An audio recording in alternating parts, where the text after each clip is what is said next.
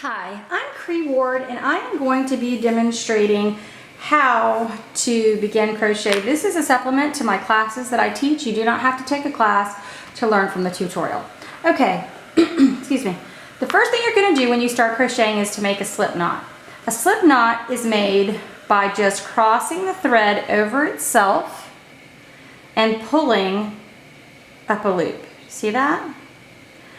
One thing we don't want to do is to make a loop that's too big. We want to tighten it when it gets on our crochet hook like this. Not super tight, but tight enough so he kind of stays snugly on there. You'll have a tail, you can just ignore that. You don't want it super long, but this is fine. The next consideration is your tension. Now, when you crochet, it's important to have tension. This is all I do. I pull it up and I wrap it around my finger, and then I hold it like this, and that helps more than you might think. So we begin by chaining a chain of however many chains your pattern calls for. I'll just do 8. 1, 2, and all you do is you turn your hook. Do you see that motion right there? You kind of turn your hook to pull them through.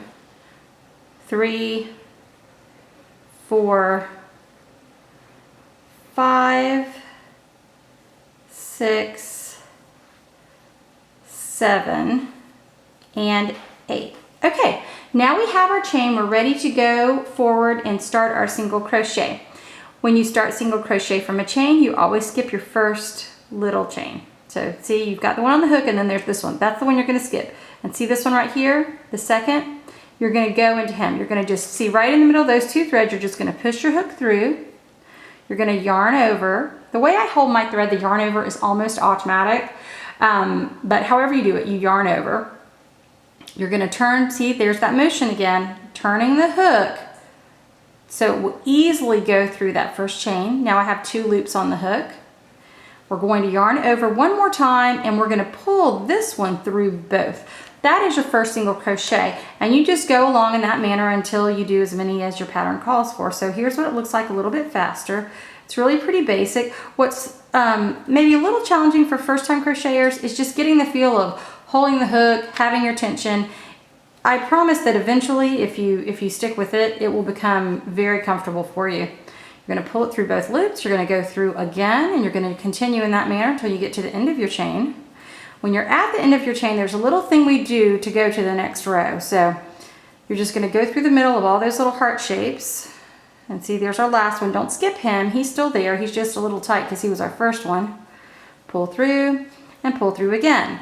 Now, we have an entire row now of single crochet, but I want you to get used to reading your work. If you turn it slightly, do you see those heart shapes? That's the top of that row. I know it seems like it's kind of tilting towards the back, and it is, but that really is the top. When you start your second row, you're going to do 1 chain at the very end. This is called the turning chain. If you don't do that, what will happen is your work will just start decreasing. It'll start going on a slant. We want it to be perfectly straight up and down like a little square or rectangle. So you must chain 1 when you get to the end. That serves as what's called your turning chain. Basically it just gives you height. Do you see that? Like if I pull it like that, it gives you a little height because each crochet has a certain height and we have to maintain that across. So now that's the first thing that might be a little different on the next row. The second thing is, remember how we just went into the middle of the heart like this? We are not going to do that this time. See, these are both pieces of yarn of that heart. We're going to go under, see that? Both. Yarn over, pull it underneath both, yarn over again, and pull through. So that's different from our first row because we went in the middle of the heart the first row. We're not doing that. So see this second one, the 2 little sides of the heart? You're going to go under, yarn over, pull under both, and then yarn over and pull through. And you're going to continue in that manner all the way along. Occasionally you will see a pattern that will say either go in the back loop, which would be that, or the front loop, which would be that. If it does not specify, you are to go under both loops like this. Okay, and that's all you would do, and you would continue in that manner as long as your pattern called for. And see, don't miss this last guy. Get him, if I can get him. And then again, when you get to the end of every row, what are we going to do? We're going to chain one like that. Then we turn our work and we're ready to go in the next direction, and we would start right here. We would pull it through, yarn over, pull through both. And if you'll notice, it's only taken a minute because I only chained a few, but our work in this crochet piece is just getting, you see that? This is the side I'm working on, right? So I've done these 3. It's just, and this is the side I haven't, and you'll see that it's shorter. It will just continue to get longer and longer and longer, and you know, if you went long enough, you could make scarf, you could make who knows what. And every pattern is different, but that's how we sort of grow our work.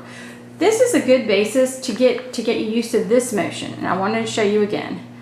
That turning motion to grab your thread and pull it through is probably the most important thing I want you to get, is that motion, okay?